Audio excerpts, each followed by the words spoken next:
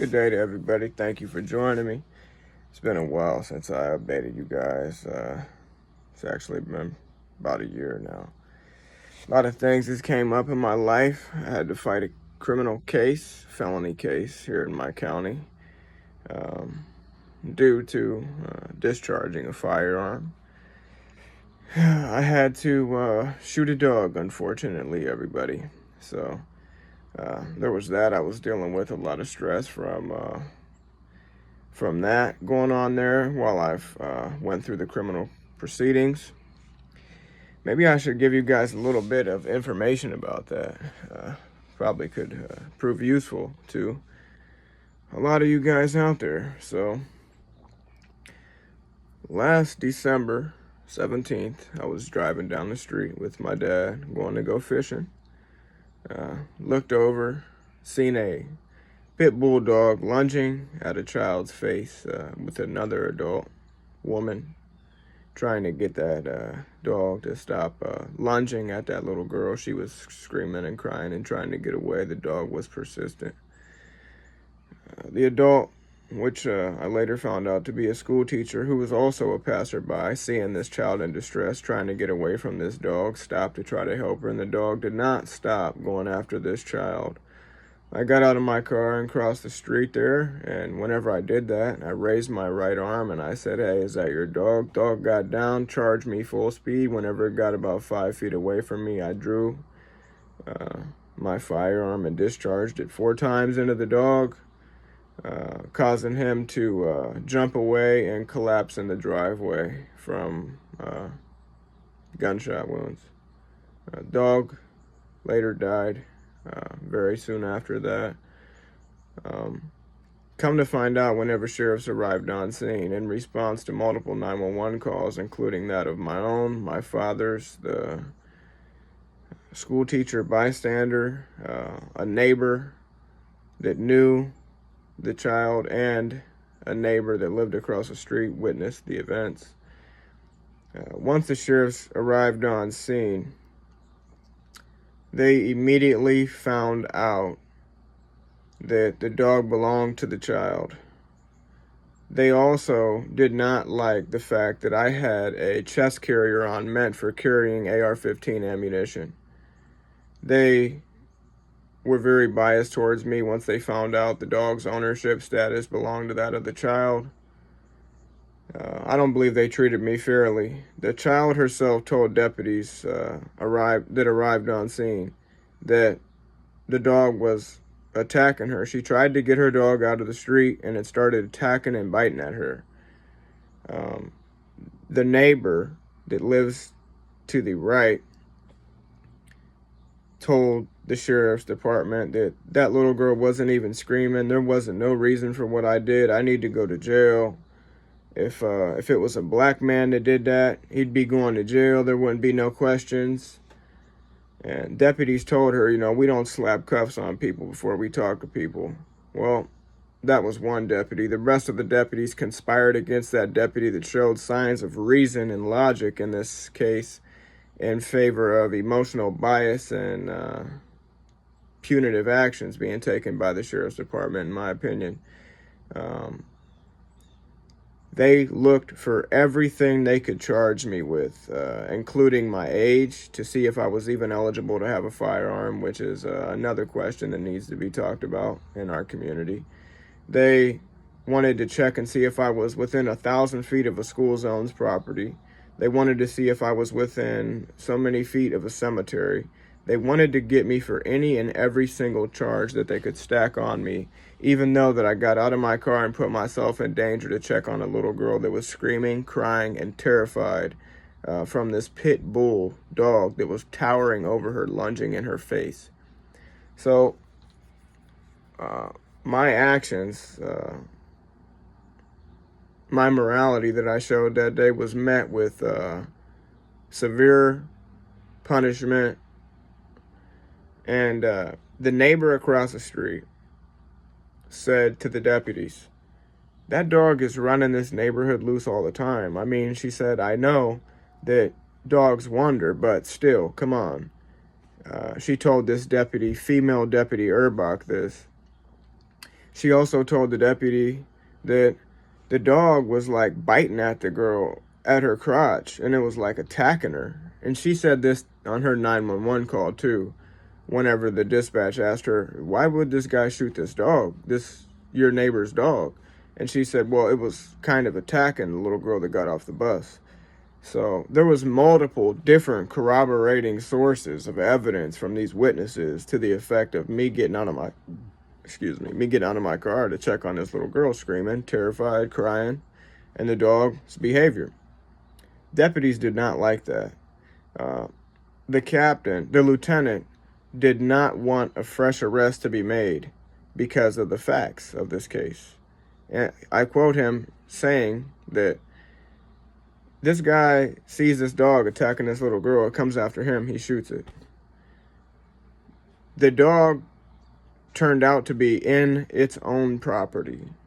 So right from there, it looked like I invaded this dog's property and caused this dog to attack me, provoking the dog and then killing the dog, which is exactly what the deputies on scene pushed for. Even though the little child said it was attacking her, the neighbor across the street said it was attacking her, and the bus driver got out of her car on a main road in response to check on this girl in distress. The bus driver did not like me. She was not comfortable with the way I looked in my firearm. She wanted me to be arrested for me wearing the chest carrier, me having a gun and shooting it by her.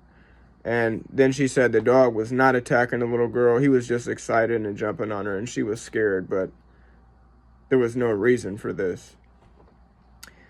So they, over the lieutenant's orders, went ahead and arrested me anyway and solicited charges from the prosecutor. I suspect that Deputy Urbach left out a lot of information to the prosecutor whenever informing them of what they had on scene that day, because once they charged me and threw me in the back of a police car with handcuffs on in front of my family and everybody there, in response to me just checking on a child in distress from a dog that was not confined or under control and was attacking a little child, and the owner of that dog was not even home to watch her child get off the bus or maintain her dog, and this dog runs that neighborhood freely at will all the time. Dogs have been hit on this street before, that I found out during my investigation. Once they charged me and threw me in the back of the car and read my charges and slammed the door on me and gave each other high fives, hoorahs, and stuff like that, the lieutenant got a hold of the sergeant on scene, who also wanted a fresh arrest, along with most of all the deputies, 6 deputies on scene, for the exception of one deputy that I said before had the voice of reason, and they kind of ostracized him because of that view. The lieutenant told them, we're not arresting this guy. There is a lady on the 911 call that even says the dog was attacking a child. The sergeant asked Urbach, the deputy, what did that lady tell you? Because Lieutenant Hall is telling me, even on the 911 call, she said that the dog was attacking the girl. So what did she tell you personally? Deputy Urbach responds defensively by saying, well, let's go look at the written statements. Instead of just telling the sergeant what she said, because she knew what Erica said, the woman said, was not in prosecution's favor, it was in mine. So they tried to downplay those facts. The body cam footage shows this deputy being very defensive whenever asked direct questions relating to my arresting decisions that she made, even over her commanding officer's demands. So they arrest me. Then after all this goes on with command and charging decision, they take me home and unarrest me. So 3 days later, that Friday, they come to arrest me and take me to the county jail on 2 misdemeanor charges. Well, that Friday, I didn't go, and Saturday, Sunday, and Monday, Monday came around, Monday morning, I turned myself in on these misdemeanor charges, and come to find out, they added 2 felony charges for me and gave me a surprise whenever I got there. I did what I did coming in on Monday, that way I could bond out, not have to wait there over the weekend. But they had a special present for me on my Christmas, and that was 2 extra felony charges, a F5 and an F2. They gave me that gift, that way I couldn't get out of jail and bond out, and I had to wait there to see a judge. So, Monday, Tuesday, Wednesday comes around, nothing happens. I'm asking the COs in the morning, hey, am I scheduled for court? No, they would have knew by now. So they're not even wanting to give me a bond hearing because it fell on the days of Christmas and the day after and before. So I got a real special gift last Christmas, ladies and gentlemen, and I'll never forget it. How the Sheriff's Department and local law enforcement, if they want to, can and will use the powers that they're given to direct them right at you, full steam ahead. And once you experience something like that, it is a really revealing experience, and you really learn your place in society and the role of government and that of an everyday citizen. So I have to hire an attorney, my family, and they get him to go down. He talks to the judge, and judge orders my release, whenever they should have already scheduled me for a court hearing, regardless of my representation status at that time. They did. So I had to push just to get out of jail and get bond. I got out on house arrest and was on house arrest for 3 months. All the money that it took to go through this process, hire an attorney, pay the electronic monitoring fee, having this bracelet on my ankle for months. I was having a real issue with my counsel regarding the defense strategy of my case. I have done a lot of research, and I found out the proper defense in my case was that of Revised Code of Ohio 955.28 relating to shooting a dog whenever it's doing certain behaviors.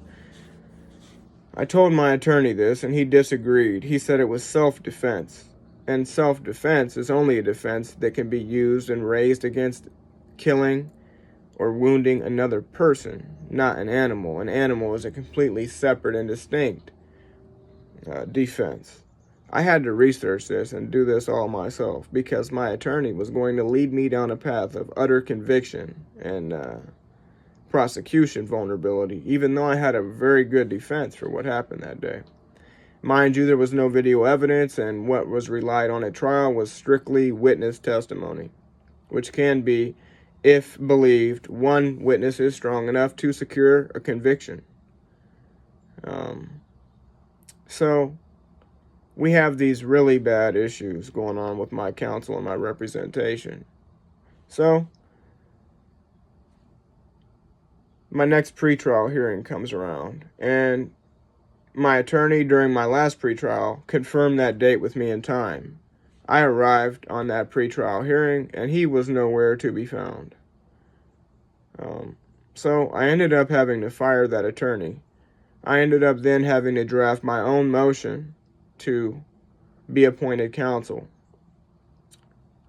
So in response to my motion, the judge's bailiff got a hold of me and directed me to contact the public defender's office.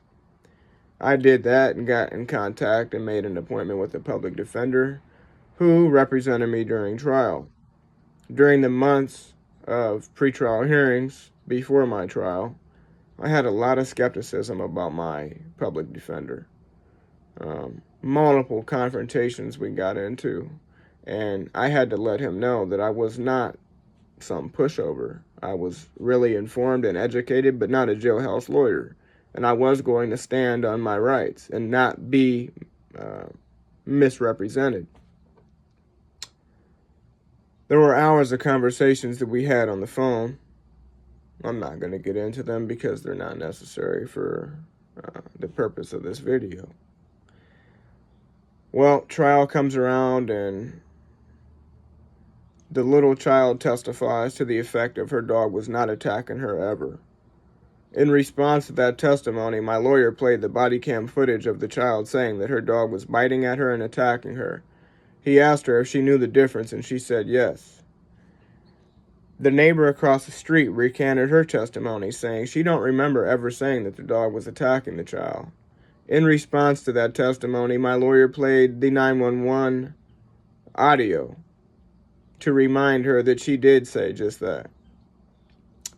While I testified in trial, the prosecuting attorney asked me, "Didn't you say that the dog wasn't attacking the child?" And I said, "Absolutely, yes, I did." And I said, because people there were yelling in my face on scene that day. And after me just having to discharge my firearm, I was really in a vulnerable mind state. I learned a big lesson during this process, and I hope you can glean the same from my experience. Do not say more than necessary, but also you don't want to be of the mind state that you're going to say nothing at all, because when you say nothing at all, you will wind up in trial having a completely different story, or having said something slightly different, and then in trial that can be used against you to show that your credibility is not trustworthy. So then my father testifies.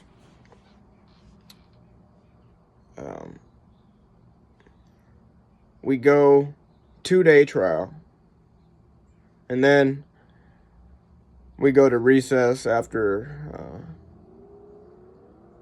the case in chief was put in by both sides, defense and prosecution.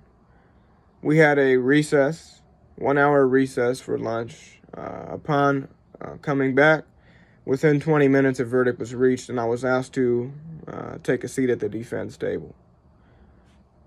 Let's back up a second. Let's back up to during Deputy Urbach's testimony in trial. The prosecutor asked her, "Did you ask the defendant where his car was located at?" She did, and I remember telling her that day, "I'm not talking to you anymore without an attorney," because I could see how she was treating me about my vest and just about, in general, the bias that she had towards me. It was very evident, and I told her no more. So in trial, they didn't fail to remind the jury that I said that I wasn't talking anymore without a lawyer. Defense counsel did not object. So within all rights, nothing should have happened from that. That should have been given to the jury for them to consider and damage my credibility severely, because no objection was given to the judge. The judge, however, stopped the trial, ordered the jury to be removed, and remanded the deputy from the witness chair, scalded her and threw off her robe on the seat, told defense counsel, "What are you doing? I'm not supposed to be doing this, but nobody's objecting to what's happening here," and told the prosecutor, "I don't know where you was getting at with that question," and told the deputy, "If you ever ask a question like that again, your response will be nothing of the effect of the defendant's sacrosanct right to remain silent." The deputy was very embarrassed by this, and my counsel, after being saved by the judge, moved for a mistrial, which was later denied. So we get into the verdict is being read, and verdict, not guilty. So I want you guys to know that 6 months of pain, misery, and suffering for me, my family, and my daughter, especially during the holiday season and the start of my year, being ruined by a moral and just and prudent action from somebody to protect a child. So after the verdict was read, the judge did not waste any time to tell me that maybe this all wouldn't have happened if it wasn't for me treating guns like everyone with one is a criminal. So I want you to know that this is not a rare occurrence. This is the psychology of the people in power and of law enforcement and the justice system that you think will protect you. It will not. It will incarcerate you. I also learned during my experience that you cannot trust any attorney ever. If you do, you are very naive. You must do your own research and prepare a defense by yourself and talk to your lawyer about your research and be able to be smart enough to stand your ground on what you research, because they will gaslight you real good. And you could end up in prison for that. Another thing that you need to think about is your attorney could not fight hard for you. They could fail to object to lines of questioning from the prosecutor. They could open you up many different ways if you're not paying attention.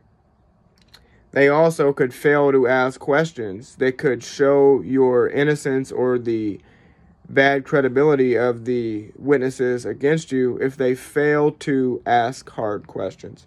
One of the things that my lawyer told me is, I'm not going to say, we don't want to attack these grieving dog owner witnesses with lines of question.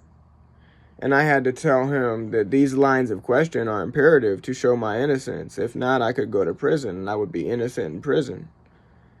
My attorney probably did a 60 to 70% good job, I would say. There was a lot of room for very strong attacks that would have destroyed the case early in trial that I believe were kind of glossed over for sake of brevity. So I want you to know that it is up to you to make the right calls. It is up to you to trust yourself, and it is up to put yourself in positions where you can succeed with education and knowledge about what you can and cannot do, the laws, the rules of procedure in trial, how you can be screwed over in trial. You need to be aware of these things. You need to be aware of how your government views you with a gun as a good citizen. Most likely, they're not going to look at you like that. So take that into consideration. I'm going to start dropping more videos for you guys. Sorry, it's been a lot going on. But if you stuck around to the end, I really appreciate you sticking around and listening to my story. I hope you gleaned something from it, because I think people can definitely learn a little bit from my experience. I think you should, because you need to be aware of what you're facing out here. With that being said, everybody have a great day. All love and peace to everybody. And keep your head on a swivel, guys. We'll see you soon.